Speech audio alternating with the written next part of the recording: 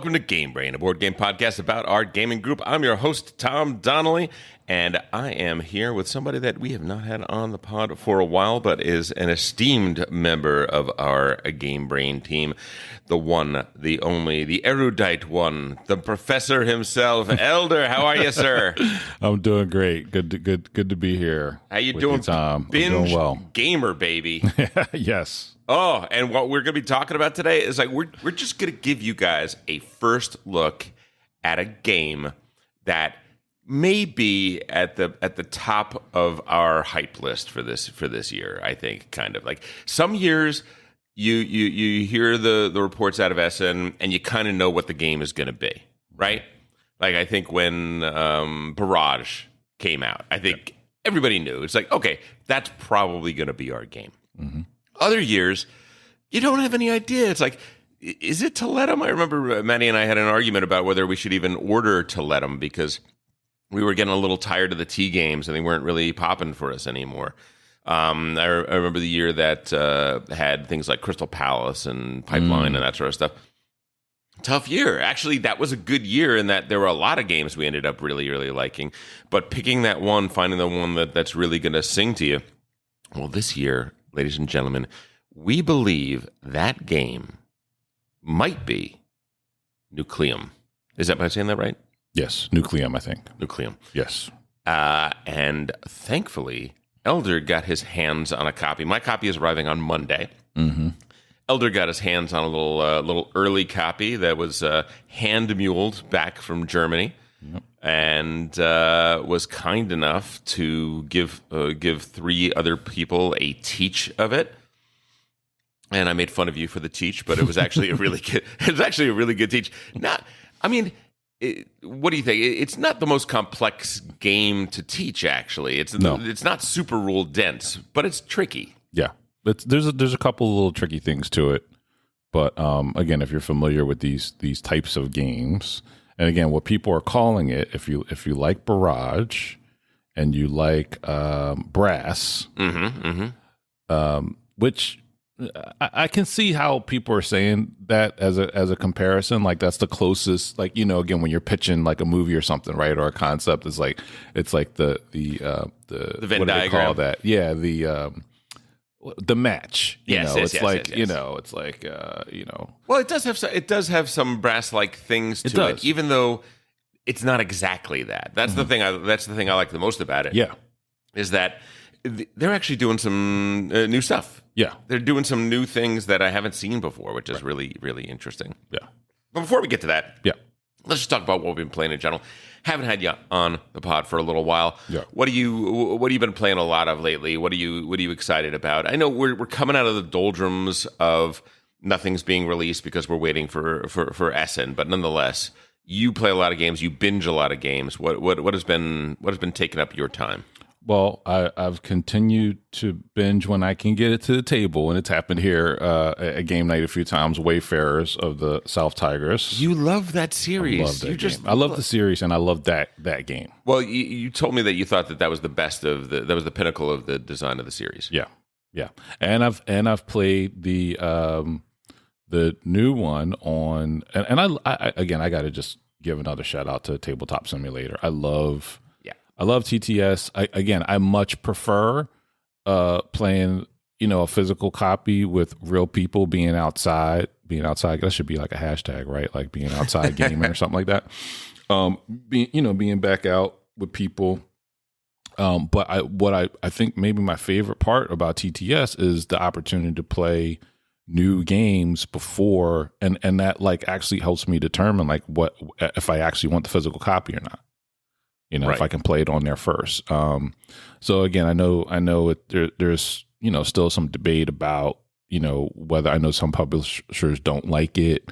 I know we've talked about it before. I only see the upside of it. I think giving people a chance to play, and I think it's great for if you do it properly. It seems like from a publisher standpoint, being able to get the data, being able to get the feedback from playtesters online and being able to take that data just seems really valuable to me. Oh, as a playtesting tool, I don't know who, like I know publishers are arguing about kind of letting people just play it there all they want. Yeah.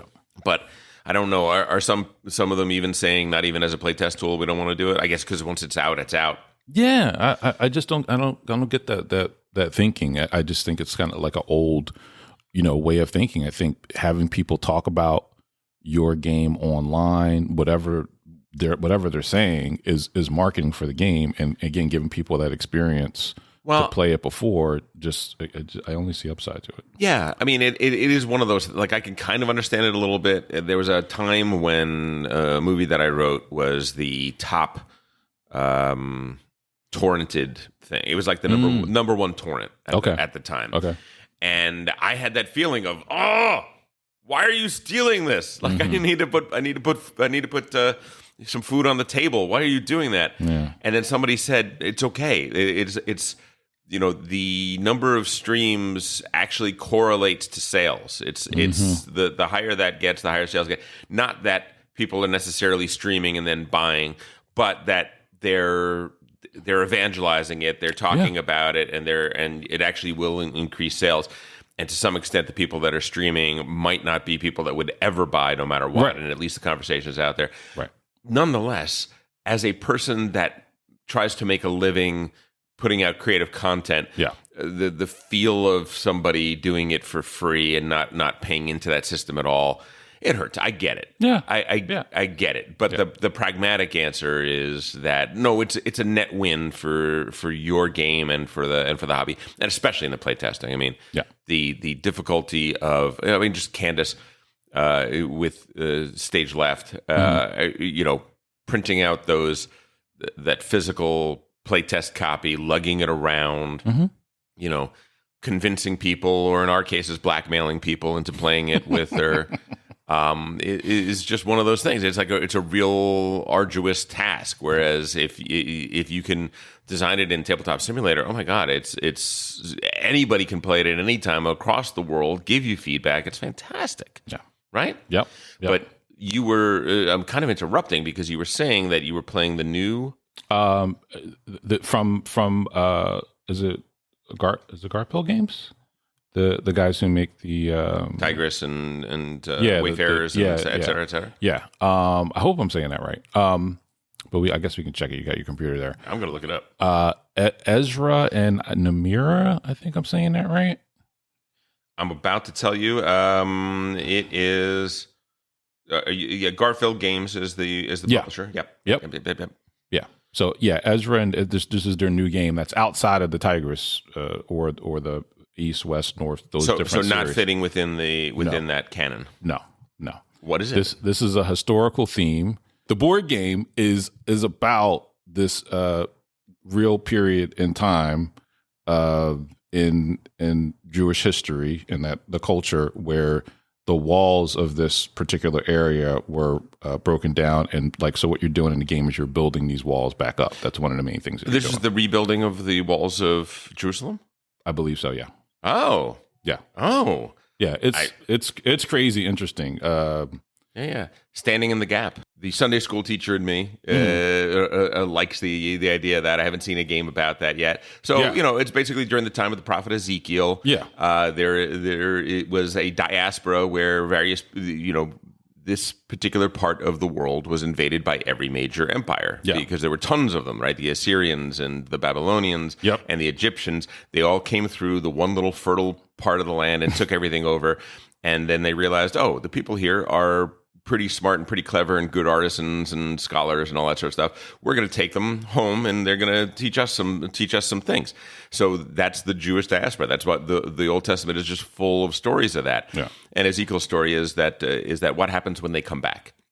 When they come back and they see that the walls of their city are in ruins and are apart. And because of that, the people are terrified because there are bandits that are constantly coming in and raiding them and stealing everything that they have. And every time they start to get back on their feet, they get knocked back down again. Yeah. And it was kind of a charge from God. Ezekiel is the prophet that said, no, we're going to do this. We're going to rebuild. We're going to do everything we need to do. And in fact, got a little help from Cyrus, the leader of Turkey at the time, to come in and help them restore the balance and restore their kingdom. And kind of a fascinating period. Yeah. So is it a defense game? It's not. It's a rebuilding game.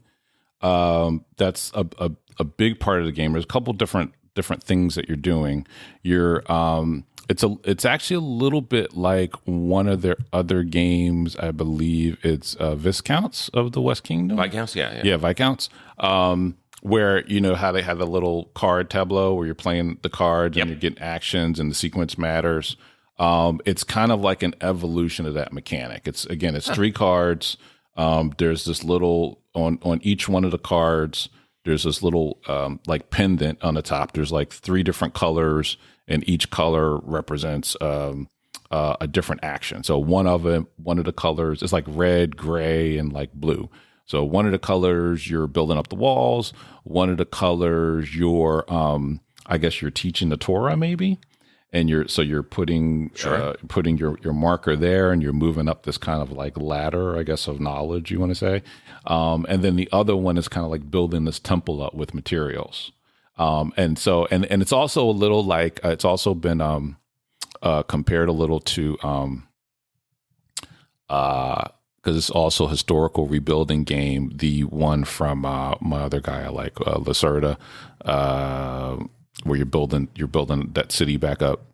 What's that one called? Lisboa, yeah. So it's kind of like that because the walls have been knocked down. So you're using like wood and marble and gold are the resources, and then there's also burnt wood that you can use also. Oh, interesting. Right, which is not a premium resource, but you can use it. You can use it in the altar. To burn.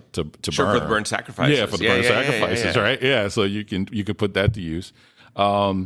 Somebody really knows their Bible and was really fascinated by this period and wanted to gamify it. And they did a really good job of it. Like it's it's away from those, the other series, and it's kind of its own thing. But uses some similar mechanisms. Uses some similar mechanisms. Again, none of that iconography from those other games is there. Sure. So it's a new set of iconography. But I didn't think I was. I thought I might enjoy it just because it was those guys and I like their game so much.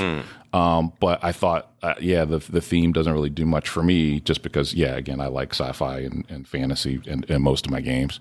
But it's really fun and interesting. And again, it's like one of those things where it's not even a Kickstarter yet.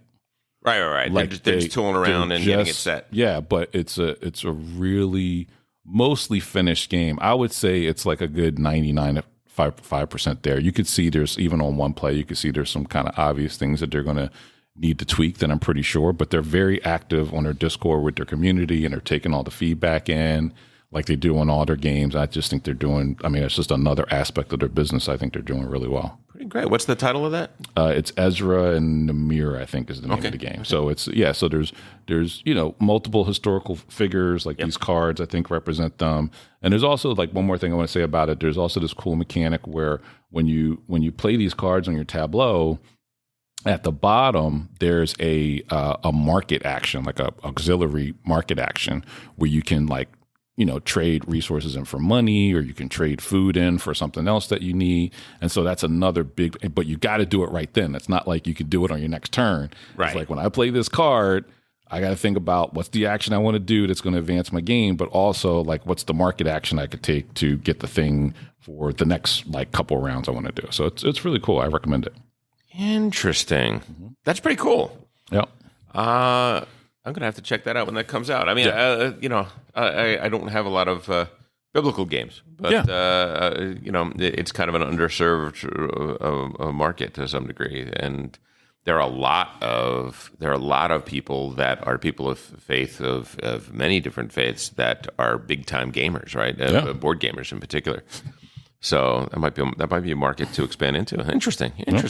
Well, speaking of science fiction, I got a chance a little while ago to play Star Trek Discovery Black Alert with Candace and Matt number 3, her Matt, and Paul. It's an interesting little either 2-player or 4-player game. I think it probably shines at 4-player. I think it probably plays great at both. And the idea is, so Black Alert is a reference to a Discovery episode where they discover that mirror universe of, from my favorite episode of the original Star Trek series, Mirror Mirror. I think it was like the third or fourth episode of the second season. The one where all the bad guys have the goatees. Yeah. The fascist Kirk and all that sort of stuff. And I was like, oh, I dig this. This is fun. And it let them all kind of let their hair down and play baddies. And it was kind of fun. I really like that episode. So in this case, if it's a two-player, one player plays the Terrans, who are the bad guys, and one player plays the Discovery, the Star Trek Discovery, the Federation. Mm-hmm.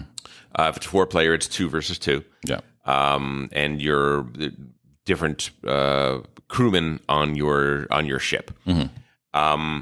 And it's kind of interesting. I really quite liked it in that it is very PvP. It's very player versus player, where what I'm trying to do as a Federation. So Matt and I play the Federation, which was weird because we were the only ones with the goatees. But evidently, in this new iteration, they times have evolved in the mirror universe, and they no longer have the goatees as a signifier, which I think is a shame because I think that was a really good signifier.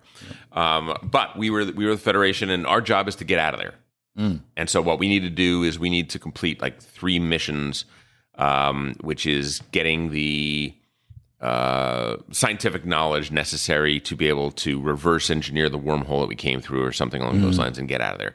So we have objective cards, and those objective cards have a location that we have to go to and resources that we have to trade in order to fulfill that objective. Meanwhile, their job is to hunt us down and destroy us, including things like beaming aboard our ship and sabotaging things and doing all kinds of bad things, sending their fleets out to damage our ship and to destroy us. And the interesting thing is that the map it's a series of hexagons that you place down. Mm-hmm. So the map's different every time. Okay. But the map has these routes on them, and they're wormhole routes. So while the Terrans are moving from hex to hex, and they have hex-based movement, we, the Federation, are moving we're tracing these routes. And sometimes the wormhole route just goes to the next tile, and there's a little node there that means stop there. Sometimes you can go 2, 3, 4 hexes in a weird direction until you hit that next nexus point and stop there. So you guys are in your ship. Yes. And the other guys are in their ship. They're in their ship. The Terrans are in their own ship. Yes. Okay. And they also have NPC ships. They have like 2. I start with, in our scenario anyway, they start with 2 NPC ships that they can also move sometimes. Okay. But you can also go on land as well? Nope. Can both play? Oh, okay. Nope, there's no land. It's only ship stuff. Okay. It's only ship stuff. Okay, got it. So they start on one side of the map, we start on the other side of the map. Mm-hmm. We know what 3 locations we have to get to. Okay. We know we're going to have to gain some resources, and some of the places, if you stop there, you can gain those resources. It's a little Battlestar Galactica in that, okay, my character is going to move to the transportation or to the transporter room, or they're going to go to the weapons bay, or they're going to go to the cargo bay, and you can take the actions that you're allowed to take there. You have a hand of cards, I think something like 4 cards, and you're able to play those cards. You're also playing those cards in challenges, us versus the other guys. It's like, oh, they're firing some sort of weapon at us. Well, each one of us can play one of our cards in defense. If one of us is in the weapons bay, they can play as many cards from their hand as they want for defense. We total up the values. We add 1 random on each side, and whoever wins, and so on and so forth. So very Battlestar Galactica in a really simple way, but kind of cool. The thing that so it was neat. It was interesting because there was a lot of brinksmanship. I like I like 2 versus 2 in terms of a kind of a partnership kind of. We can't tell each other the exact makeup of our hands, but we can work together. Matt and I worked much better together than Candace and Paul did. Okay, and we won because we work together. Okay. And I'm not gonna say that Candace and Paul didn't try. Mm-hmm. One of them tried. I'm not gonna say who it was, but one of them tried to work together. And but you can't row a boat straight with one oar. That's just how it goes. Had a really fun time playing it, and I think for me the thing that really pushed it over the top, because all of the mechanics are kind of simple but good. I like the game. I like the idea of the game and the design of the game. Yeah. But the fact that I'm looking at 2 different maps was kind of fascinating. Mm. One player is 3 hexes away, but the way our side moves is very chaotic and very variable, and yet completely predictable, because you can look down there and you can see, they're at this nexus point, and they can either travel this. They can travel. They have 3 directions or 4 directions that they can travel on these nodes, and here's where they can go. But what if they play a card that allows them to skip a node? How far can they get then? Oh my God, they can get almost all the way to the other side of the map. Mm-hmm. It was kind of fascinating. I would like to. Did you guys LARP it? Oh, yes, of course, of course you did. So the first thing they say, so I come into Candace's home, and the first thing she says is, "Paul and I are going to play the Terrans." Like, not even hello. Right. Paul and I are going to play the Terrans. I'm like, excuse me, hang on a second. First of all, why are the teams already decided? Second of all, why do you get to play the sniveling bad guys? And then the third thing is what do you have against your boyfriend? Why do I have to play with him? And finally we decided, okay, what we'll do is we'll do the random draw and all that sort of stuff. And sure enough, she and Paul got to play the Terrans. Yeah. And LARPing as the Federation, it's just very vanilla LARPing. Yeah. It's just very, it's just best behavior, nice, and I could have done some real Snidely Whiplash stuff on the other side, but and they weren't doing it. They weren't giving it to me. They weren't. I wanted to hear it. I wanted to. But we had fun doing it. It was a good game. I mean, I'm surprised I haven't heard more about it, because as far as licensed games run the gamut from being absolutely horrible money grabs to actually being a pretty decent approximation of the material, and this was a pretty good approximation of the material. I quite liked it. Cool. Anything else that you've been playing lately that's on your brain? Yeah, another thing I've been binging is Marrakesh, one of the new city games from Feld's new city collection. Yep. And is this a redo of Bruges, or it's not a redo? It's this is the original new design. One. Got it. Yeah. So with this one, you have these little octagon resources. There's 12 different colors, and in the game they're called keshis. And basically, what you're doing, you have this player board, and you're collecting these keshis to put in these different sections on the board. And as you put more of a color in a certain section, when you take that action with your worker, it becomes more powerful. So on each one of your turns, you're like deciding, do I want to take this turn and make my action more powerful next time, or do I want to take it now, and how can I maximize that? So yeah, it's good. I mean, I have at least as many plays, because that's been on TTS too. So I was able to play that before like months ago, before the physical copies came out. So I probably got about a good, I would say maybe 10, 15 plays of that game in, and I've been playing it quite a bit lately, like since the physical copies came. And there's some like little expansion modules to it. It's good. I'm happy to say, like, Feld is back. Like, Feld, when I first got into the hobby, 20 or so years ago, we came in at pretty close to the same time. Yeah. It was Kinesia was my guy. Sure. Like a lot of people. Then it became Feld, and Feld was the guy for like a while, and then Lacerda, and now it's the Mad Italians. No love for Rosenberg. Interesting. No, I mean I like Rosenberg. Two of my favorite games are Rosenberg, the Glass Road. I know, and Aura Labora. But again, I missed the Agricola. I mean, people were just dug in too deep by the time I was around when it came out. Yeah, but it was just like I can't play with these fucking fanatics, like these Greek colas, like the t-shirts and everything. I was like, I can't hang with that, and I never really liked that too much. And then a couple of the other games I didn't really like so much. But it's funny. It's like Aura and Glass Road are the kind of almost like ugly stepchildren of his. Well, they're I think they're both really highly respected games, but they don't really get they don't get the plays. Mm-hmm. Like I've never heard somebody say a bad thing about Glass Road. No, never. A lot of people don't like it. A lot of people don't like it. Really? Yeah, a lot of people are like, no, I don't like. They just don't like the little wheel, and they're just not into it. I mean, I like them both so much. I think they're really fantastic. And when you brought that back out and said let's review Aura, I was like, okay. And then I play it. I'm like, oh. It's like that ex-girlfriend that you see, and you're like, oh my God, why did we ever break up? Yeah, why did I stop smashing that? You're so awesome. You're so pretty, and you're so smart.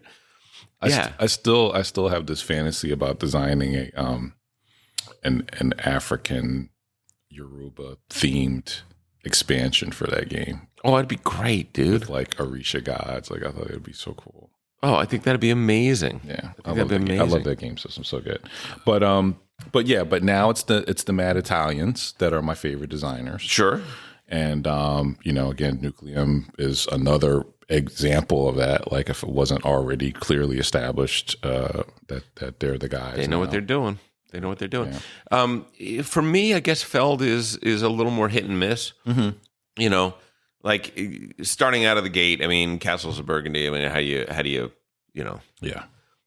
So I guess to me, to some extent, he's never quite equaled that.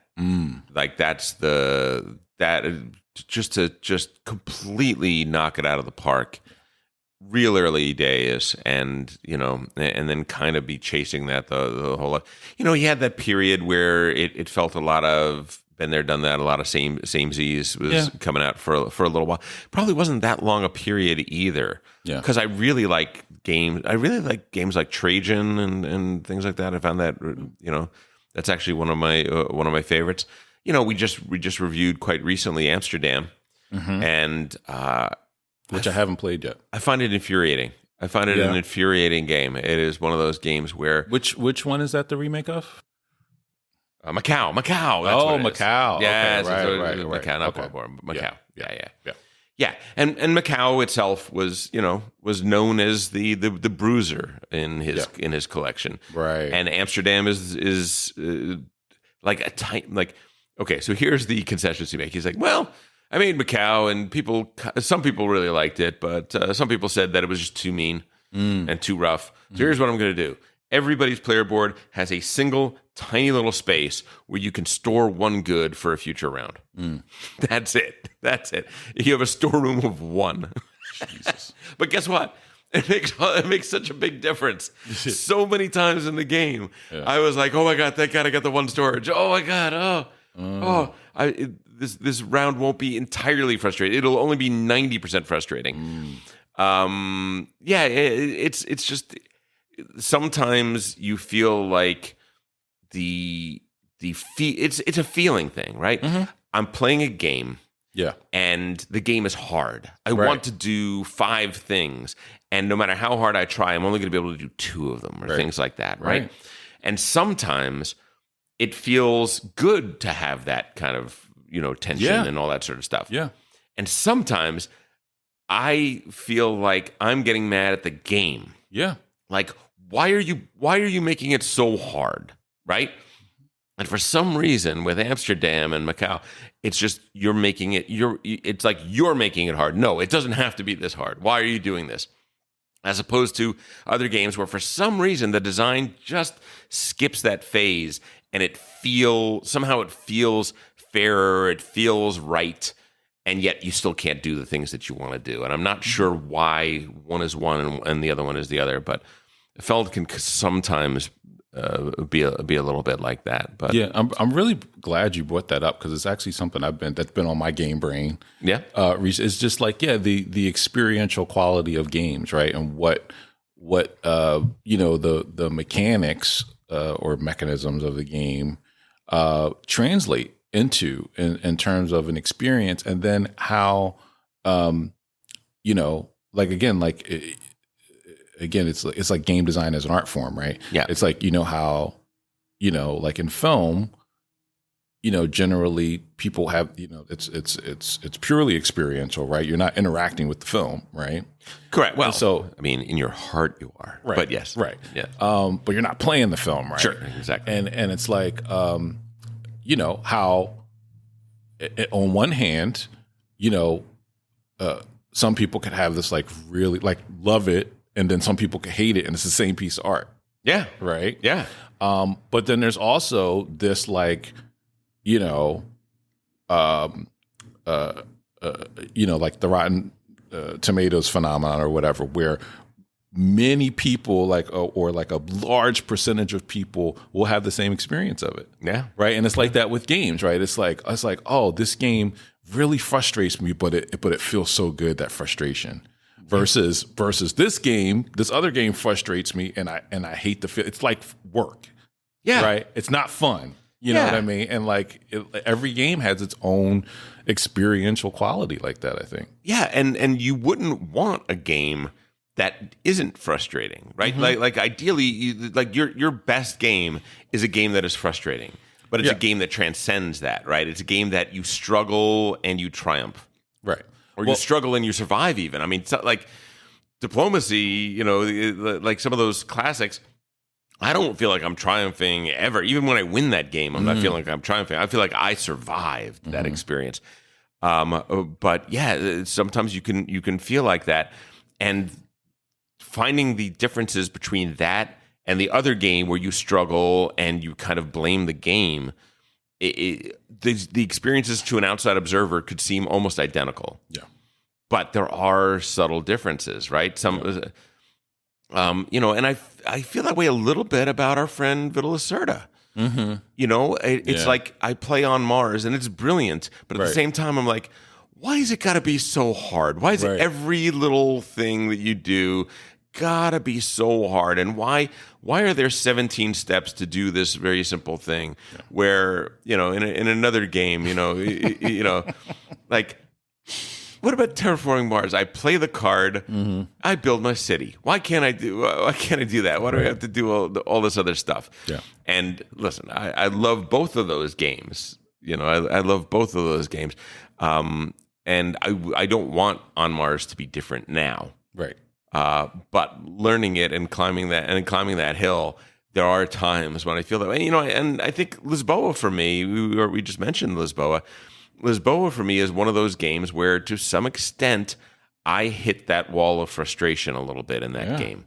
I am a little bit sometimes when I play that game totally immersed, and sometimes I play that game and I'm just hitting that wall of, Serta, why you got to do that? Why you got to make it so difficult? Yeah. What? and with him, it's like there's like a whole nother distinct experience, just even freaking learning the game and just making sure you got all these freaking complicated rules together, right? Like, not Bot Factory, but Weather Machine, right? Yeah. Like some people couldn't even climb into that one because, like, again, I know, like me being, a Lacerda fan, it took me a good solid 5 hard plays before I was clear that I had all the rules down.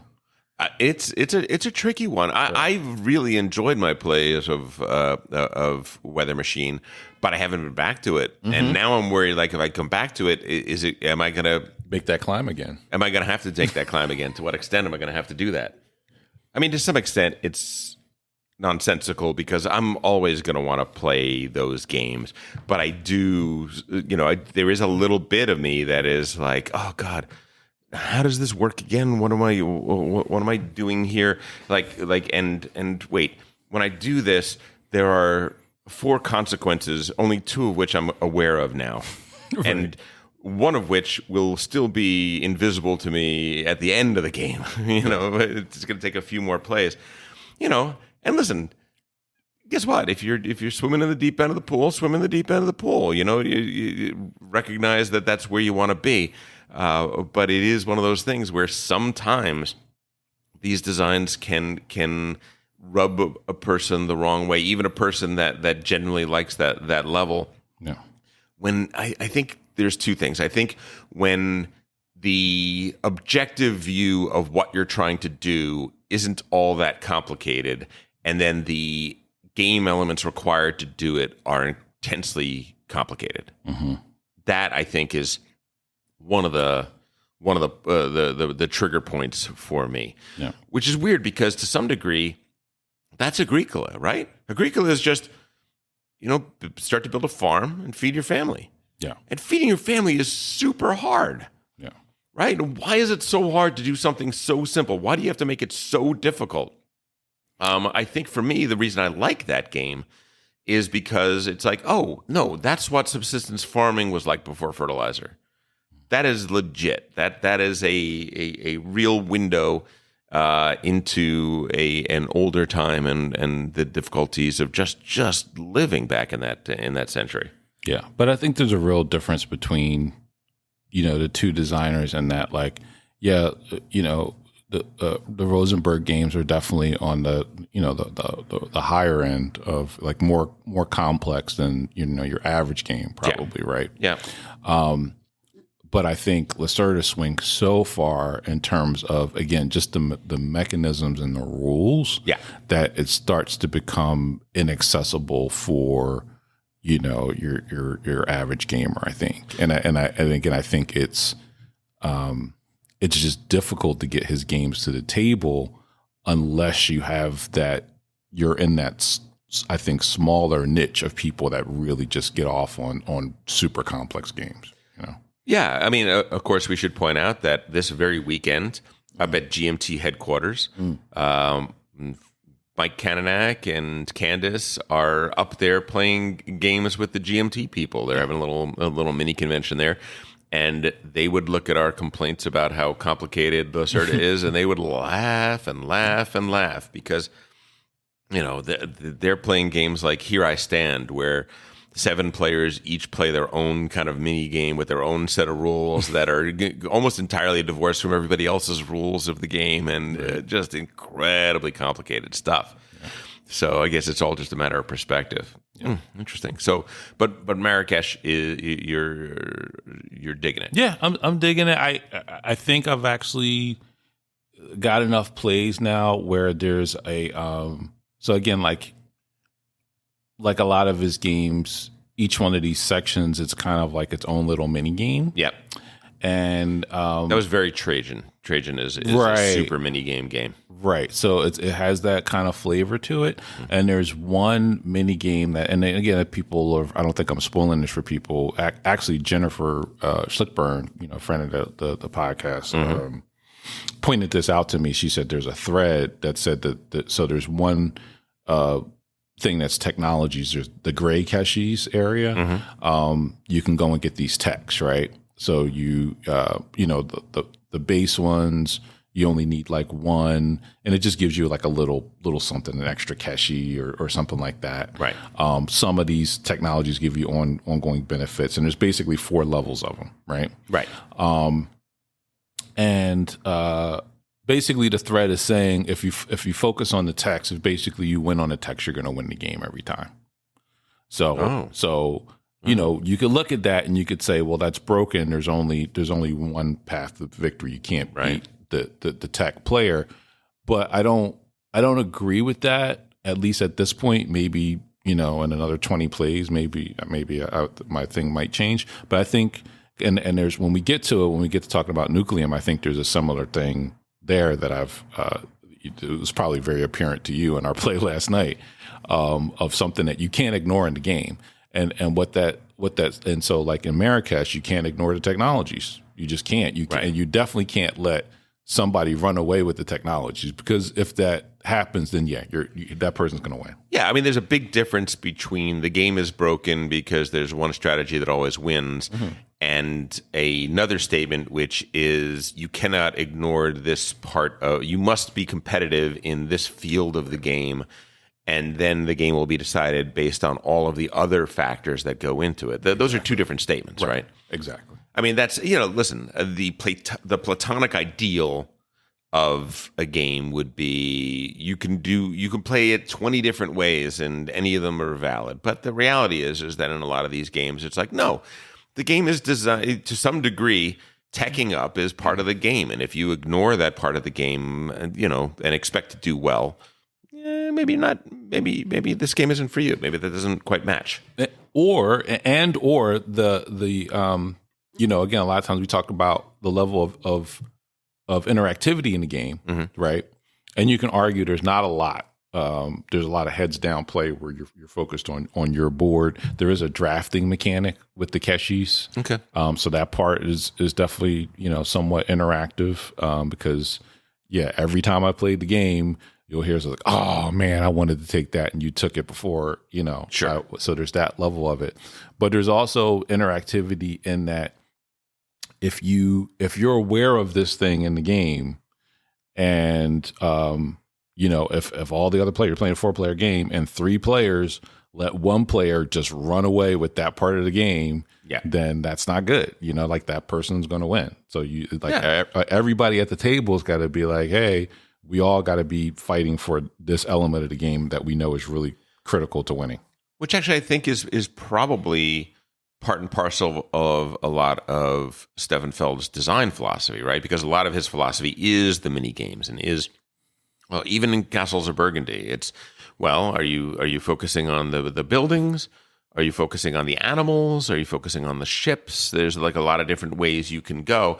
And if only one person is focusing on one element, sometimes that can reveal a very lopsided score. I mean, to some degree, you have to kind of self-police and compete in almost every area. You don't have to compete in every single area, but you have to make sure that no one else has got a free ride. Yeah. Right? Yep. That's kind of a little part of the self-balancing of design based on play and paying attention to what other people are doing. Yep. Which I wouldn't change, because what you said about this game being a little heads down, I don't like heads down. I want a game to force me to watch what my opponents are doing and to adjust to their designs and their plans and to foil their plans. Right? That's for me. Like I might as well play on Tabletop Simulator against an AI if I'm not doing that to some degree. Yeah. Interesting. All right, let's get to it, man. We're waiting long enough. So, we played last night. Nucleum. Yeah. I'm pretty sure that's the way. I think it's a play off the word nuclear, right? Well, it is, yeah. But I'm not sure if it's either Nucleum, or Nucleum. Right. And all of those could potentially be valid. Yeah. This is a game by those crazy Italians, Simone Luciani and David Turksey. I mean, man, talk about a run of many years now where they are just knocking it out of the park. Publisher in the U.S. is Board and Dice, I believe, and just came out 2023. We got a copy that was hand muled in from Germany. People that have ordered this abroad or ordered from Board and Dice directly are getting copies right now. My copy comes in Monday, as I said.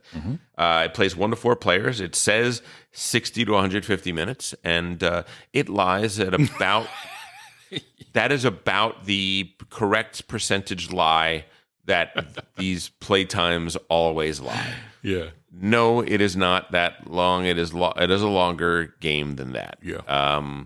Now, maybe when you get good at it, we were talking about that last night. We were talking about that. It'll get snappier, yeah. I think it kind of could get snappier because the turns aren't that complicated, but the decision space to take your turn is something fierce. Yeah. So basically, very simply, what the game is the game is kind of steampunky in the sense that we are envisioning a world in which the discovery of nuclear power happens 100 some odd years. It happens during the Industrial Revolution.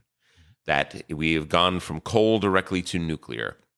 And in the game, we start off with one nuclear power plant and no ability to power it yet, and a bunch of coal firing plants and coal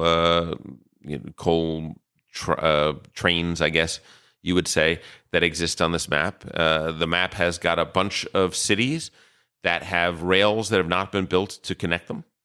And there are a few small buildings that are peppered throughout. And over the course of the game, what we're going to be doing is we're going to be building up these. We're going to be populating the board with buildings. We're going to be populating the board with rail lines. We're going to be populating the world with mines.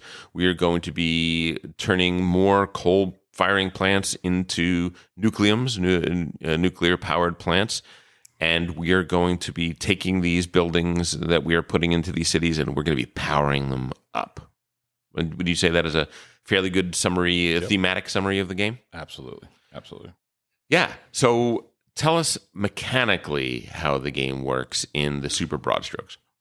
Realizing, let's just give the caveat right here. Sorry to interrupt. Yeah. This is a first look. This is not a review. Yeah. We are going to be playing the heck out of this, and we will come back with a full review in a little bit. Yeah. So think of this as a taster and sort of a first impressions thing. Now, Elder, how many times have you played this, do you think? I think last night was my 7th or 8th play.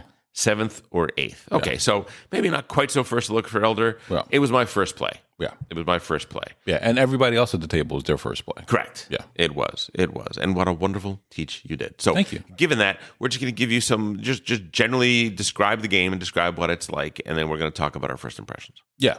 So the basic mechanic centers around these action tiles. And I've never seen this before in a game. Very interesting, action selection mechanism. Yeah. So you can either play these tiles to the top of your board. There's basically 5 main actions in the game. You can play them to the top of your board. There's 2 actions on each tile, except for one. There's a special tile, which is a wild, crucial tile. Yeah, it's pretty critical. It does only one thing, but it can do anything. Yeah, and at a discount. And a game that can be very economically tight. Yes. And so you can either play them to the top of your board, or you can play them on the board and as a rail. And then, rails on the board come in either 1, 2, or 3 links. And so if it's single rail, it completes right away. But if it's more, then, if it's a 2, you're going to need 2 to complete it, and 3, and so on. So you can do either those 2 things, or you can do a refresh action where you're basically getting income and you're getting all your tiles back, kind of like in Concordia when you get all your cards back. Mm-hmm. And that's the basic mechanism. So it's actually, like you said, it's very mechanically, unlike a Lacerda, it's very simple, the mechanics of the game. Yeah. But like you said, the decision space, like where to build your rails and what action, and trying to maximize your actions. And I've really been giving a lot of thought to like can you, and how much of a difference does it make if you can play a perfect game in that, like, every one of your tiles on the board, you're getting all the actions. Yes. Maximizing your action economy in most games is crucial. Mm-hmm. In this, there's so many other things you have to think about, though. Mm-hmm. Because interestingly enough, the 5 actions you can take in the game are essentially to build buildings, to build either mines or turbines that are going to make the power plants work better. That's the second thing that you can do. Third thing you can do is you can grab new action tiles so that you can vary or increase the number of options that you have on your turn. The fourth one is to grab contracts. Contracts are a great way to get victory points and often upgrades, technologies, etc. All sorts of different things can be gained through meeting the requirements of contracts. And then the fifth one is the powering up the buildings. The powering. Yes. It's like the super action. The big one. Yeah. Powering your things. Mm-hmm. which would make one say, hey, wait a minute. I thought you said there was building rail. Building rail isn't an action? No, it's actually not an action. It is a supplementary thing that happens depending on how you use those action tiles, which is kind of fascinating because usually you're playing a card or you're moving your piece on the rondel to a space that says do A. Or in a game like this, do A and B if you've met these qualifications in order to do both, right? That's generally what it is. In this case, though, the tiles that you're using for this purpose are the only way to build rail. But when you use them to build rail, you lose them. Yeah. So you're taking, you are building the rail that is super important for building out your network and connecting cities to power and connecting cities to other cities because a large part of scoring is going to be building networks. And if you don't do that, you're going to lose the game. But if you do that, you are literally waving goodbye to actions. Yeah. Sometimes the best actions. Yeah, you're cannibalizing your action systems. That again, everybody starts with 5 tiles that are exactly the same, but all the additional ones you get are essentially better. Yeah. Than are they starting exactly 5. the same? They're not exactly the same, right? There's minor variations thereof. The variations are just where the actions are placed and where the colors are, but that combination of stuff is the same for everybody. So let's talk color real quick. There are 4 different colors, I believe. Mm-hmm. There's orange, purple, white, and green. Mm-hmm. And those correspond to every city location on the map is going to be one of those colors. Yeah. Your tile has 2 colors on it. Sometimes it's the same color, but it will have a color at the top for the top action and a color at the bottom for the bottom action. If you're playing it onto your own player mat, no big deal. You get to do both actions. Right. If you play it on the board, though, and only one of those colors matches up, you only get to take that one action. Yeah. Right? You're looking for synergy there. So it creates this very interesting situation where in order to do well in this game, I must cannibalize the lifeblood of my game. Right. And I must do it in such a way that I want to, when I'm playing that, like the ideal action would be to play a tile onto the board, thereby creating a rail link, and taking 2 actions on that tile, taking both of the actions on that tile. I get to take action A, I get to take action B, and as a third thing, I get to build a rail. That would be ideal. Oftentimes, in order to do that, you are making huge sacrifices. What do you think? No, I was just thinking that is ideal, but I think there's an even better situation building a rail. Yeah. Is if you build the second rail of 2, then you can get 4 actions. I think that's the best you could do. You get 4. Yes. Because the idea being that if I have if I build a rail and it takes 2 rails to connect these 2 cities, mm-hmm. I only get to take the action that connects me to the first city. Right. Because the other half of it is reaching out to nothing. There's no second rail tile there. Yeah. When I put that second rail tile down, potentially, because what it does is that unused half action that I had there, the unused action from the first tile, yep. If it matches the color that is being connected to it, suddenly that activates and I can take that as well. Yeah. So in theory, if I place that second tile, then I am getting the action on one side of the new tile, the other side of the new tile, the unused side of the previously placed tile, and the building of the second rail, which is huge. Yeah, and you could do that in whatever order you want. Yes. Right. So there's a huge potential to chain actions, which again goes into that decision space of taking the action to get the new tiles and is it the right colors that I want? And if I use that great tile that I just got, I might only be able to use it one time. Yeah. As opposed to using it multiple times throughout the game. And I might really want that action. And then you find yourself in situations where, you got to be thinking about, oh, I really need to do like, say, like the energize action, right?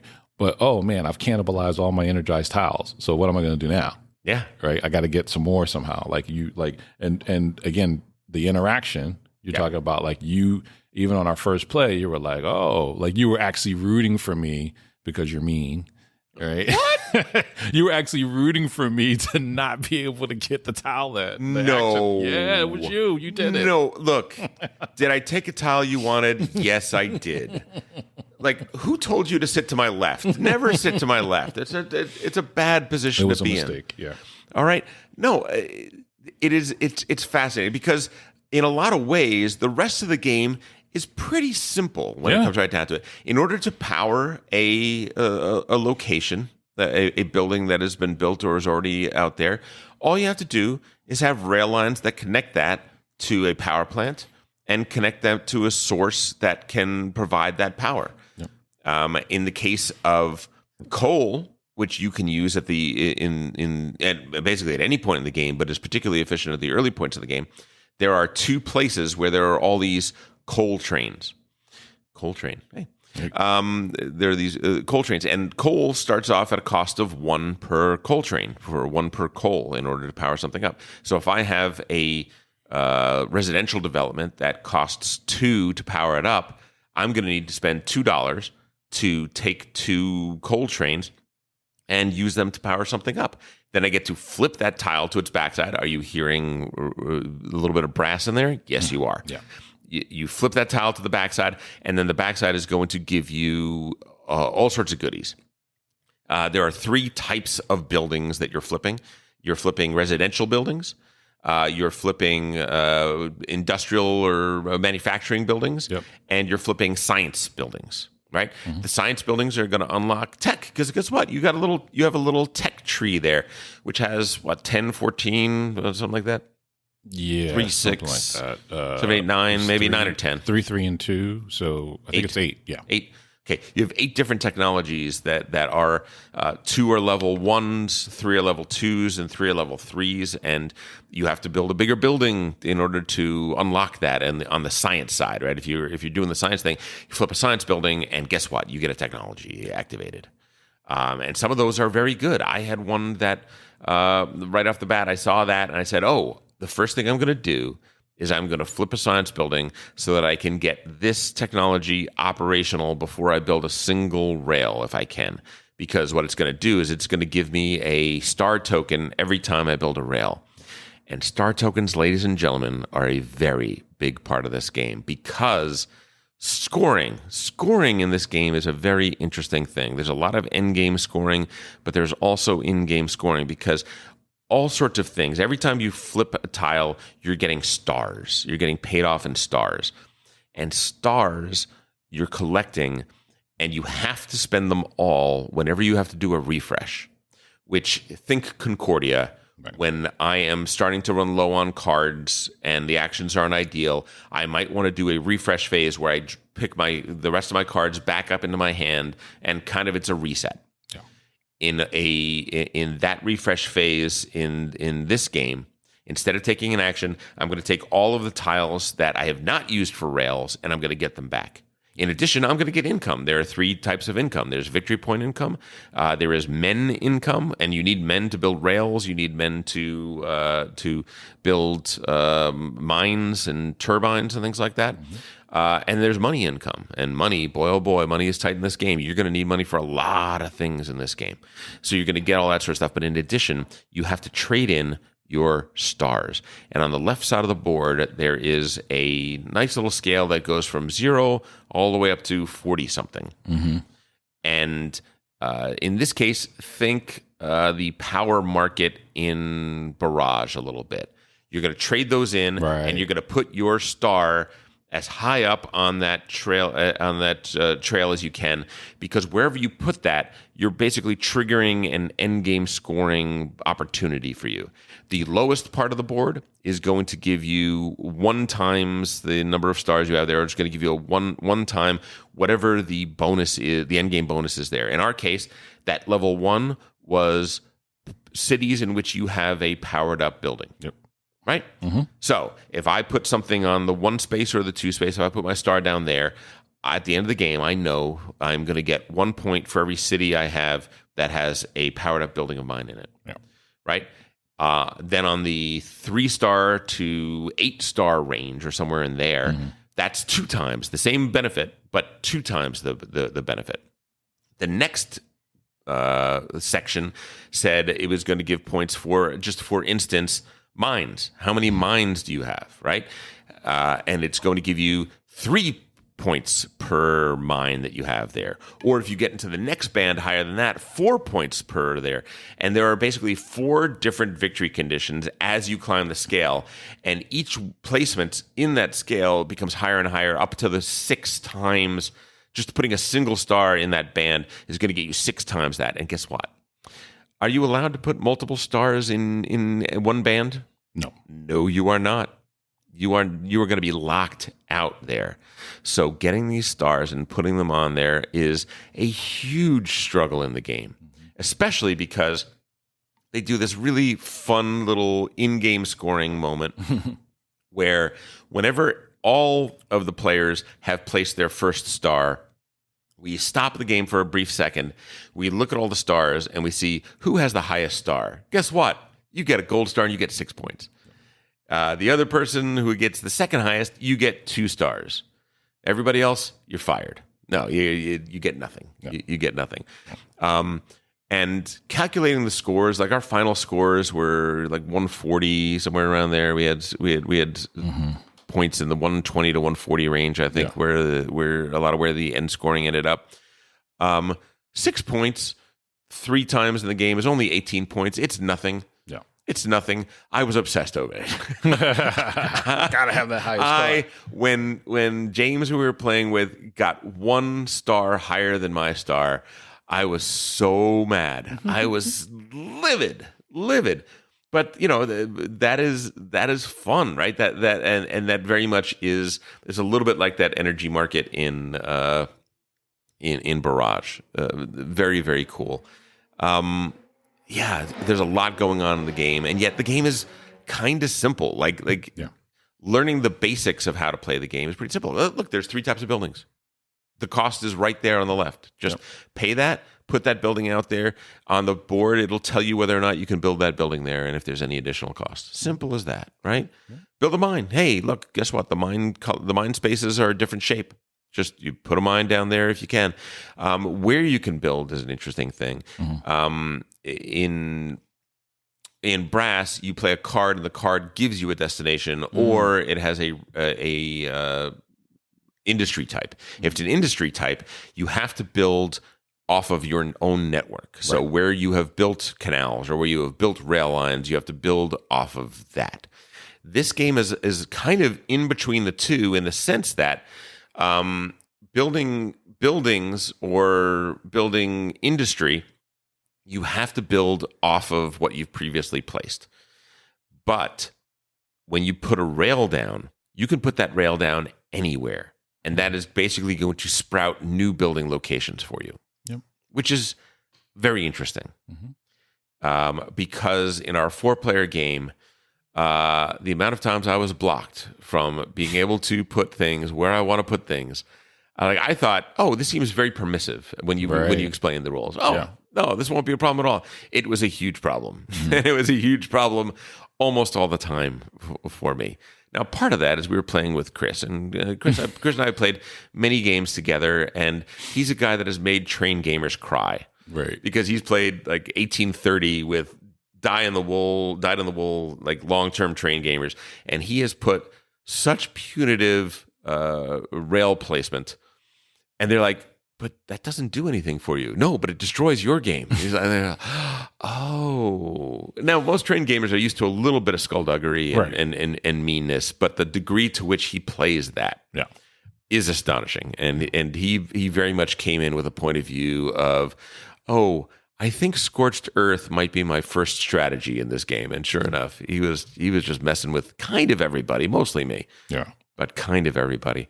Are you guys getting a picture of what we're talking about? It's in a lot of ways, it is a very traditional game. Mm-hmm. It is build industry, power that industry, build rail. It's very simple. But there are a couple things that are so wonderfully and yet simply different. Mm-hmm. The two being the star meter, as I'll call it. Yeah. And the other one, the main thing, is the action tiles. Mm-hmm. Because the idea that my action menu, the things that I can do, is limited to the tiles in front of me. And the game basically demands that I give up those tiles and constantly be providing for new ones. Yeah. And that tile market is only 5 tiles wide. There are only 5 tiles on offer. The first one is free. Second and third cost 1. The fourth and fifth cost 2. And you can, on an action to take those tiles, you can take a maximum of 2, which costs you an extra 2. And if you don't think a cost of 2 is going to murder you, you have not played Nucleum yet, because those costs are super punitive. And the act of taking the tiles that you want and need gives you the possibility of extending your turn, but at the same time robs you of the money that you need to do good things with those actions Right.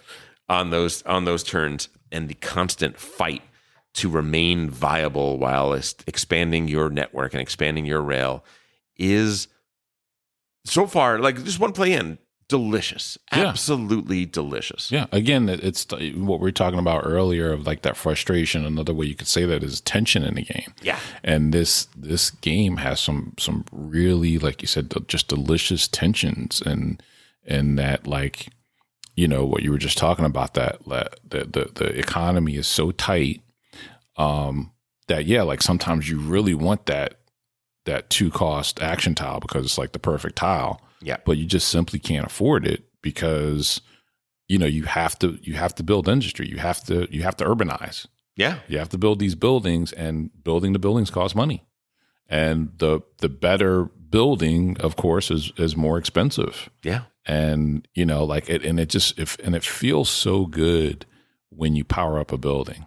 Oh, it sure Like, does. doesn't that feel great? Oh, it's so good. Like, just figuring out how to do it, and because you flip over the tile, you flip and it over, the there's little light comes on. There's a little glowing.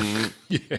It's just a glowing bulb, is all it is, but it looks so beautiful. Mm-hmm. Yeah. Yeah. It is amazing. It does feel like Edison, right? Yeah. It does feel like, oh my God, look at this. It's amazing. Yeah.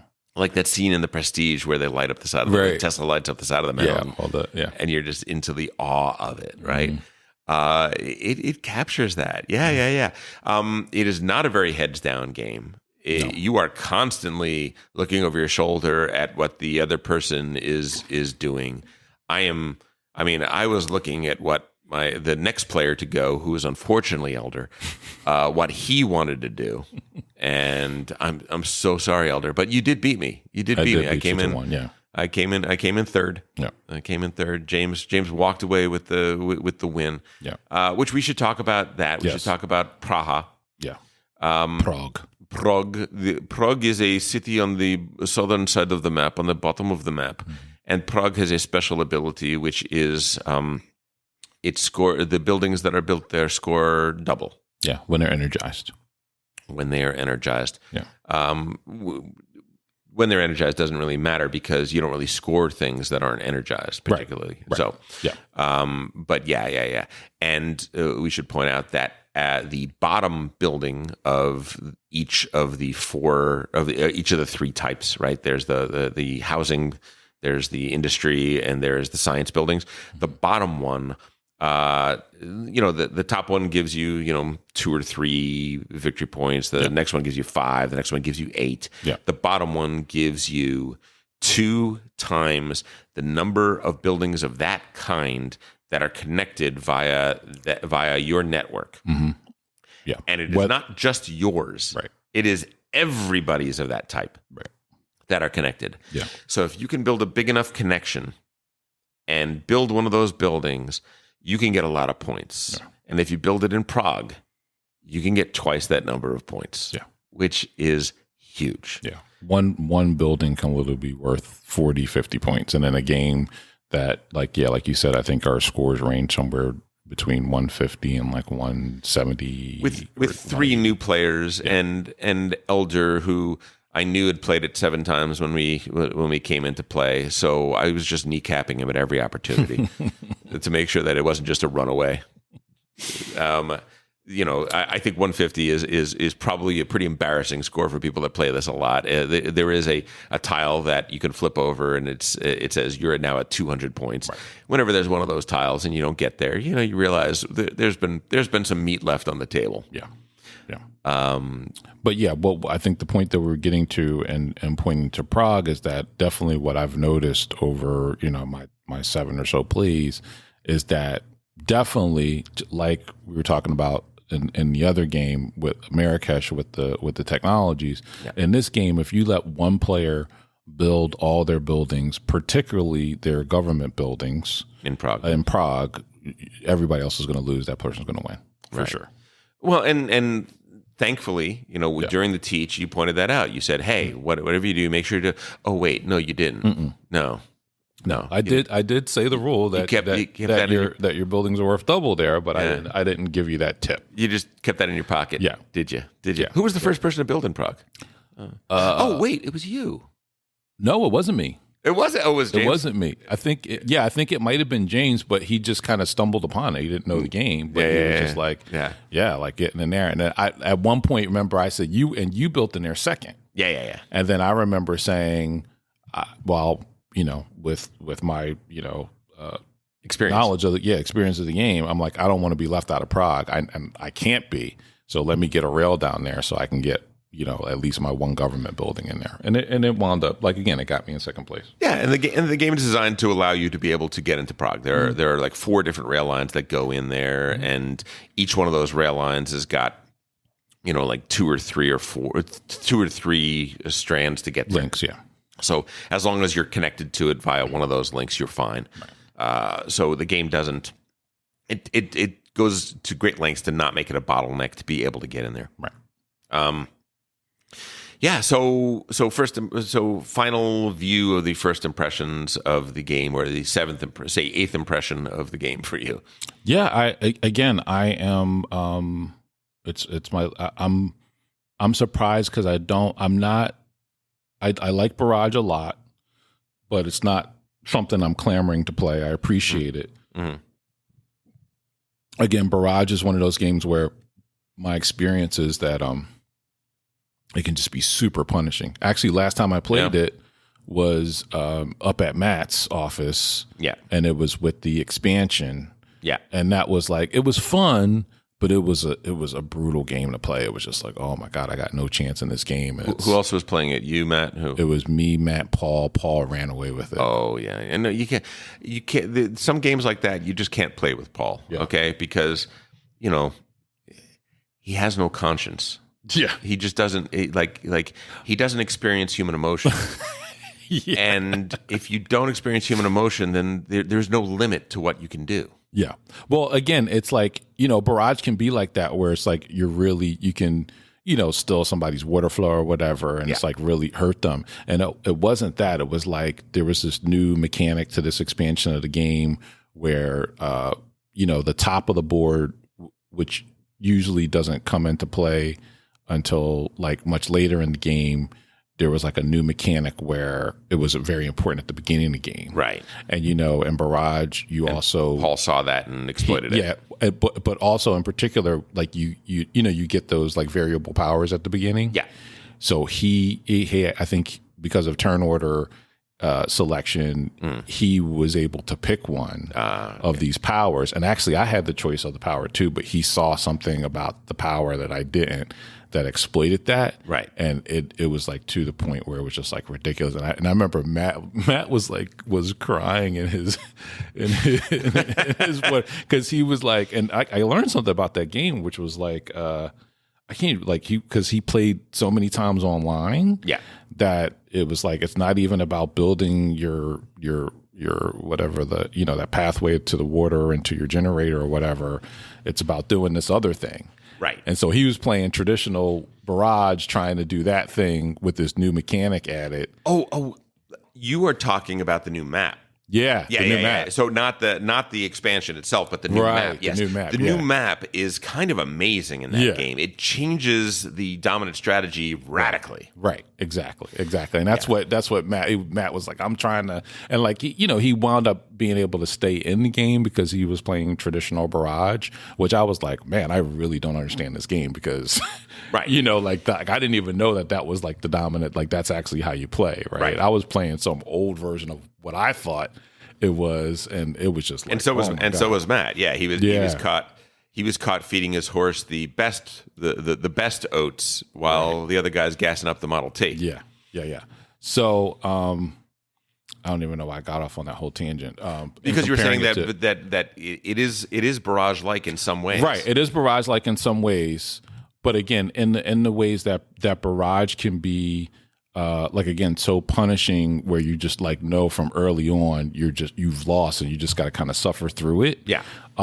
This game is not that punishing. You know what I mean? Like I think again with experienced plays, it'll definitely become more competitive. But again, I think there's more flexibility in the system and there's more opportunities for recovery in this, which I like.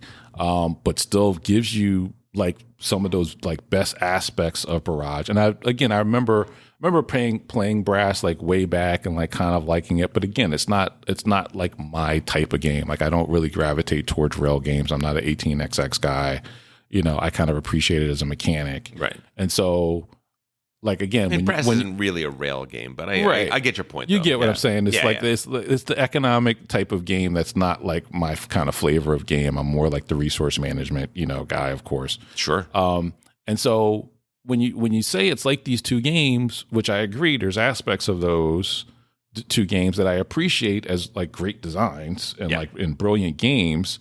They're not my kind of game, but this game, the way like you mentioned the thing that with the towel lady, the kind of like advances or innovations or kind of new things they're bringing into the mix, and bringing the best thing from those other two games. That kind of like combination of things are like this recipe that I'm like super digging. Like I can't I say like this is my 7th or 8th play. Yeah. The only reason why it's not 20 plays is because the 10 or 15 or 20 times that I put the looking for games message on the TTS server, nobody bit.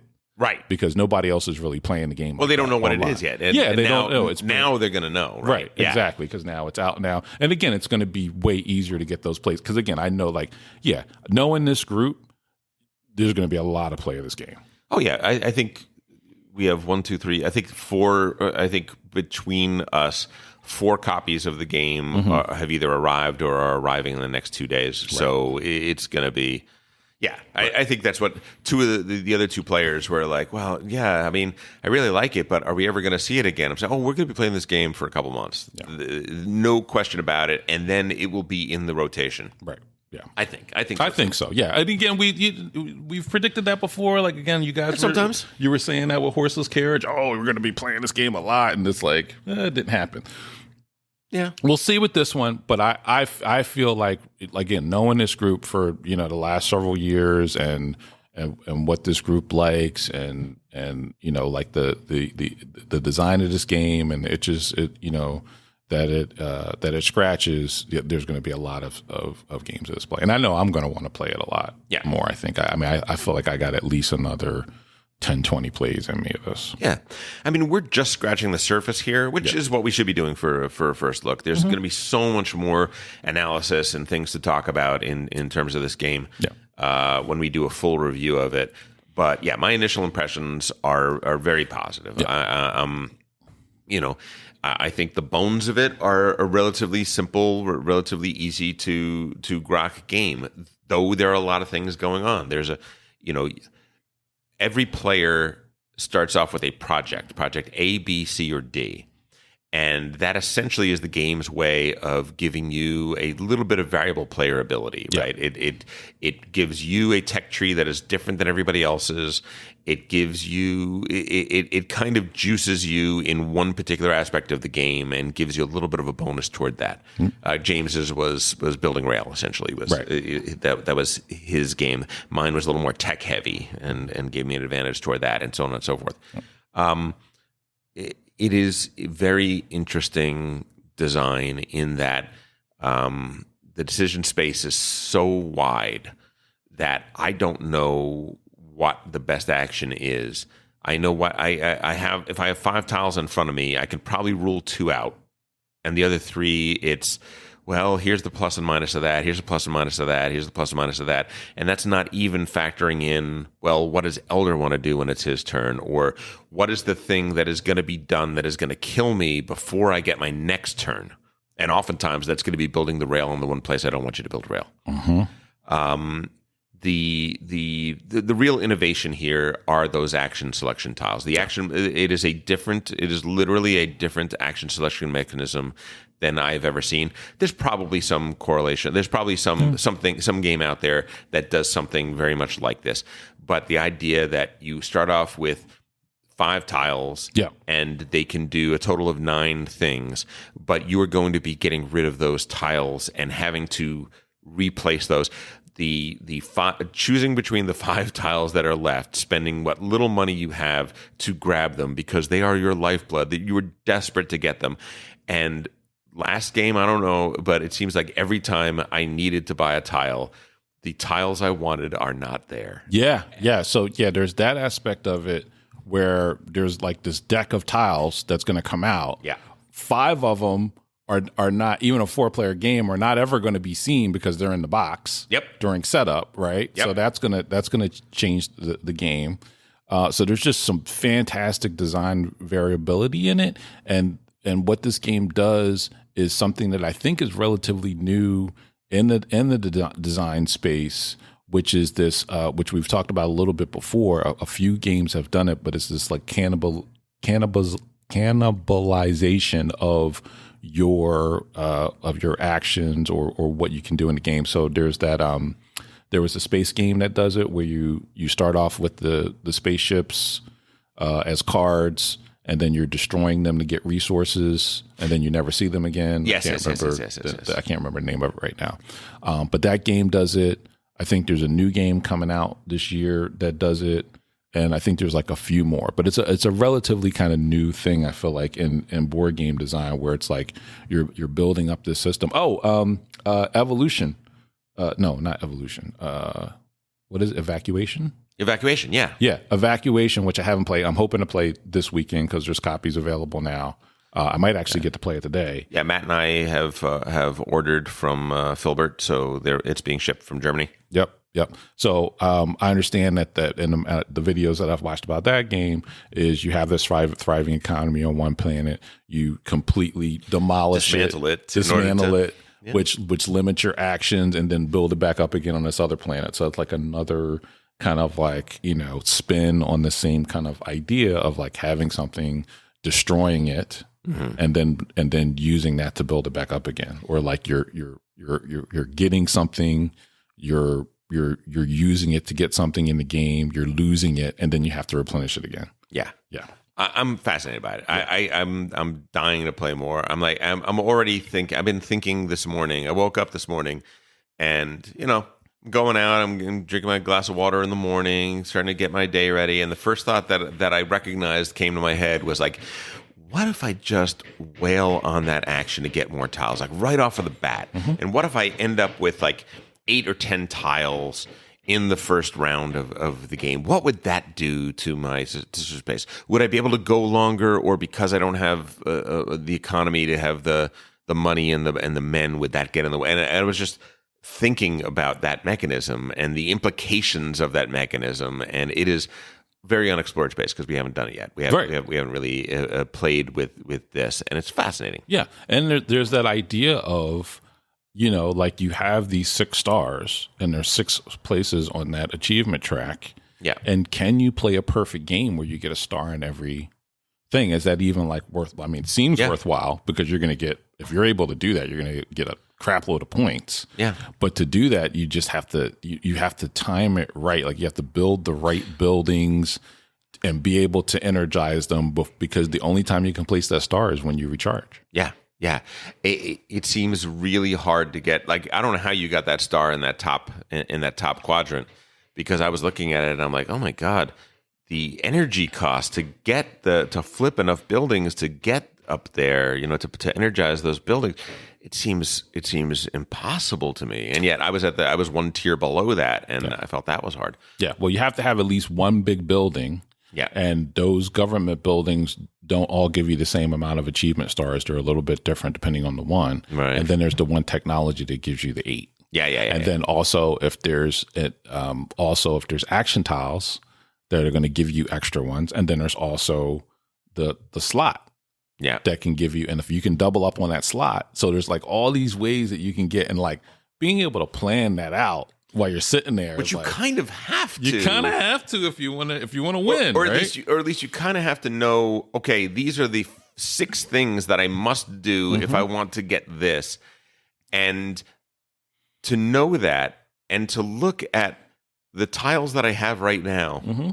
And the board state the way it is right now, it's maddening. But that's the thing, is like you don't know what tiles are going to come out. Yep. And you definitely don't know, out of the tiles that are out there, if those tiles are going to be there by the time it gets to your turn. Yeah.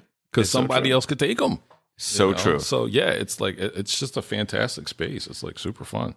Yeah. So I don't want to end this on a negative note, but I do want to bring up just a couple things that now are rubbing me the wrong way about it. It's not, and none of them are big deals. As you can tell, obviously, as far as a first look goes, this is kind of a rave here. Yeah. One thing is that I do feel like there are a lot of spaces on the board where anybody can throw down one tile and complete a link, and that locks links out, and that locks whole areas of the map can be kind of siphoned off and locked down very early on. And you can be in a situation where, through really no fault of your own, you just don't have the tile you need at that particular moment to do that thing. You can really get locked out. And I wonder with, we're going to have to play this game with people like Paul. Yeah. And yeah, absolutely. I can't wait to play with Paul. Is that going to be too punitive in terms of the design or not? Well, here's the thing about that, Tom. Yeah. You have a point. I see your point. Yeah. And you're also like, I don't know if you're taking into account that you can put any rail line down. You know what I mean? Like, there's definitely the one links and somebody could get there, but I think, you're trying to optimize, right? Like you have to like say like, oh, am I going to sacrifice 1 or 2 actions because I really need to establish that link? Yeah. Or, you know what I mean? Well, but if you don't have men, you can't put one down. Is kind of what I'm thinking. That's that too, right? And then there's those other little auxiliary actions where you could get it, but it's, you got the other thing I wanted to just say about last night's play is that definitely there's going to be, I think, opportunity for new maps for this game, right? Like that just seems built in. But there was definitely a thing that happened where you guys started off very contentiously on the east side of the map, and you were left free on the right side. I went west, and it definitely took me a lot more work to establish. But again, there's pros and cons, right? Like you said, like one of the things we talked about after the game was, I bet you there's a lot more opportunity to collaborate on building rails and kind of working together to build up. Yeah. Versus attacking each other. I think optimal play is wherever there's a double rail link. Mm-hmm. I think optimal play is not one person building both links, but rather 2 people building one link, expanding both of their networks by doing that. Yep. I think that's probably where the scores start to get really high. And the game tells you that. The game tells you that by awarding the points, because if you do it both yourself, you're only getting 2 points. Whereas if 2 people do it together, you both get 2 points. Yeah, it's true. It's true. Exactly right. And then my second thing, which is actually kind of a topic I just want to briefly touch on with you, because we're actually doing well on time right now, is the scoring thing. Yeah. So for some reason, it appears, and I haven't read the rules, so I'm not sure, but the way we're playing it right now is when you place a tile down, a building down, and you flip it, right? You energize it. Yes. It shows you how many victory points that is worth. Right. But you do not score those victory points now. Right. You hold it until the end of the game. Mm-hmm. And that just bugs me. It just bugs me. It's like, if I see the points there, if everyone can see the points there, why are we not scoring that now? Now there are the government buildings. The bottom building is the one that gives you the points based on how many other things. Obviously, that's an in-game scoring thing. Right. But why on earth are you flipping a tile? You're seeing the points there, and you're not getting everything else. And you're not scoring that now. Yeah. It's just a weird little thing, which gets into the whole different ways we score things, right? Yep. Which I think we can talk about for a brief minute. We can end the first look now and say we're just going to talk for a couple minutes about scoring systems and how we score things in these games. And I guess we just already brought up the first one. Right. Is it end-game scoring or is it in-game scoring? Right. Exactly. Yep. Is it a private objective? So there's certain games like Mad King Ludwig where you have cards that you flip over and reveal at the end, and it's like, oh, I was going for this certain scoring thing, right? The utility cards, yeah. So there's like secret objectives. There's public objectives, right? Which everyone can go for, which is something we didn't talk about in this game. The purple contracts, which is another barrage kind of carryover, sure, right? These special contracts where they're first come first serve. Like the other contracts, you have to take an action to take them, and then they're only your contract. They become private. As soon as you do that, and then you achieve them and you get whatever you get, versus the 3 purple contracts where it's first come, first serve. Whoever achieves them first, they do it, and then nobody else can do it. Correct. Right? So there's certain games like that where that's the case, and then there's other games where there's public objectives where anybody even if I can do it, everybody can do it for the same points, or it's a race in that, like, first, second, if I do it first, then I'm going to get more points, and then if you do it second, it's a little less, and then like that, right? So that's like another, scoring thing that's out there in games now. And I guess for me, it's like in terms of my orders of preference, secret objectives and secret scoring. Yeah. I like secret scoring if built into it is kind of the sense that part of the game is watching what other people are doing to try and guess what their secret objective is. Yeah. Right? Trois. Yeah. In Trois, when I flip over the secret objective at the end of the game, everybody scores this card. Right? Right. My advantage is that I'm the only one who knows that I have this card. But if people are paying attention to what I'm doing, and they notice what I'm focusing on, they could be like, I think that person has that card, therefore I better focus on that a little bit too. Right. Because it matters to the other players. Correct. Right. And what it does is it creates this great non-heads down state where not only do I have to watch my other players and see what they're doing, but I have to investigate what they're doing. Right? Which is different than just seeing what they've done. Yeah. But is literally trying to figure out, why that? What is the one thing they're hiding, and can I divine that? I think is great. I really like that. When it's a secret objective where no one has a snowball's chance in heck of figuring out what that is, those to me are very non-player versus player. They're very solo gamey, and I'm not as enamored of that. Yeah, it's almost when it's like that. It's like, why should anybody care? Like, why does it matter that it's secret? Yeah. You know what I mean? It's just like, it doesn't really matter to the other players when you flip over that card. It's like, okay, yeah, you were going for that. I saw that, or I didn't see that. It doesn't matter. Yeah. Right. Arc Nova, when you have a card in your hand that is one of those conservation projects. Right. Mm-hmm. You still have to put it out there. Right. You have to make it public. You are able to be aware of it. You're able to plan for it, and you're able to get that first score on it. Right. But you are creating something out there that other people that can then capitalize on, which is not a bad way of doing that either. I don't mind that so much. Yeah. As far as in-game scoring versus end-game scoring, I think the modern variety of that is generally the right variety, which is you should have some of both. Yeah. Right. And if you have too much of one and not enough of the other, the design probably is suffering because of that. Yeah. Right.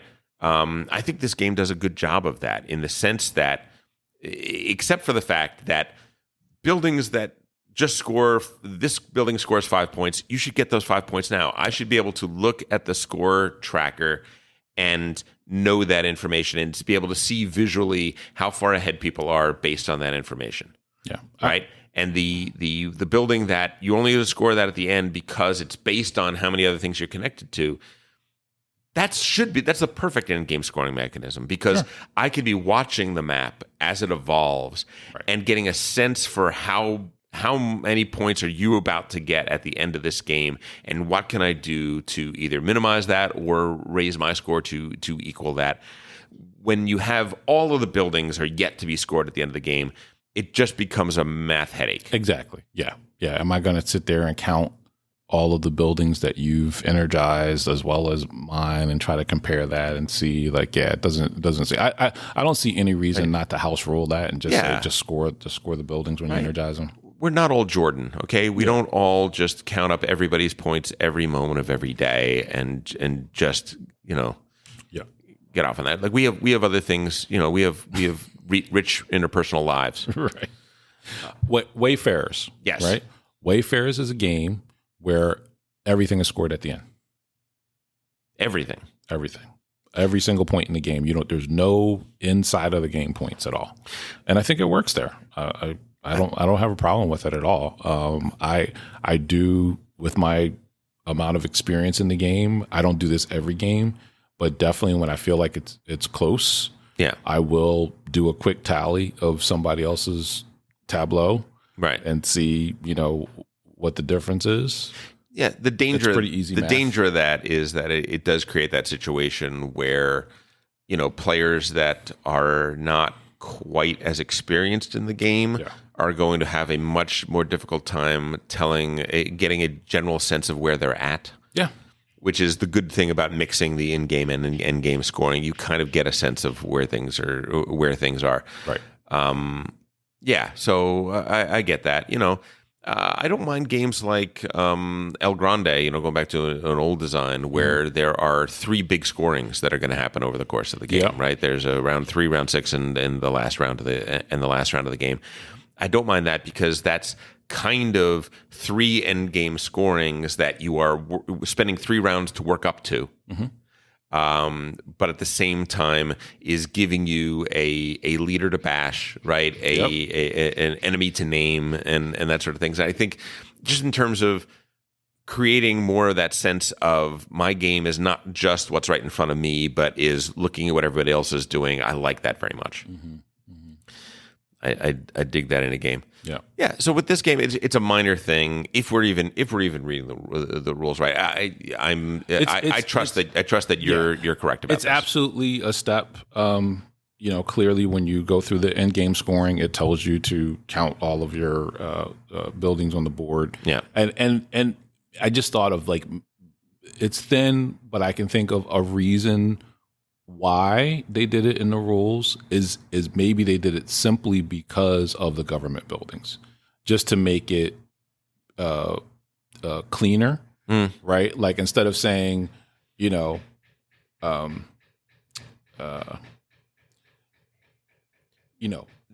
have to explain during they have to explain during the game. All your whatever they call them, urban buildings, score them during the game. But these government buildings, you wait until the end for those. Right. You know what I mean? That might be the reason. That might be. So we'll see. I it's funny. I was just skimming the rule book, at breakfast this morning a little bit, just making sure I wasn't missing anything, and the kind of like question we had about contracts. And I noticed there's a QR code on front of the book. That says, "This is our pledge to be." Have our rule set for this game be a living document. Great. And that we are committed to, as we continue to give feedback, as people play, even though we've done lots of play testing and we've gone through it and we've edited the shit out of this rule book, if anything comes up where we got to change it, we will issue a new PDF, and everybody who has bought this will have access to that PDF online. Which I think is great. I think that's I think that should be the standard, really, right? And I think to some degree it's becoming that standard for sure. There's no question about it. But I like that the fact that they're out there saying it. Yep. Oh, Elder, it's been too long, my friend. I know, man. Yeah, I mean, not too long in the sense that you're a regular fixture at game night. We're around, but Let me tell you a little something about Elder, all right? Elder is in the later half of the arrivals on any given week. Okay, but he always brings either muffins or noodles. Okay, or I switched to rice now. Yeah, you're doing some rice dishes now. Yeah. You're doing I'm some rice and scones. So we'll do rice or scones, but it's always one of the two. And because he's like 5 minutes late, he's not late. He's just 5 minutes late. Whatever, whatever. He's coming. He lives a rich life. We have the conversation about who are we missing. And we're like, we're missing Elder. I said, what do you think it's going to be today? And we just basically place our bets as to what he's gonna bring in. I was like, I'm thinking chow mein today. And somebody else, I think it's gonna be banana nut muffins. And then you come in and you have that. This has been the Base Boys. We are the lowest voices in the board gaming podcasting hobby. We hope you have enjoyed this episode of the Base Boys. Folks, we have a YouTube channel, youtube.com/e/GameBrainPod. We have a Facebook group and a Discord channel with a lot of activity in the Discord channel. You should get in there and check that out. And you've been listening to Game Brain, produced and edited by Matthew Robinson, Tom Donnelly, Trey Alsop, and Ben Mandelker. Special thanks to Daedalus for our incredible music. More on Daedalus at GameBrainPod.com. And thanks to Edamar Peleg for our incredible graphics. You can also find information about him on our website.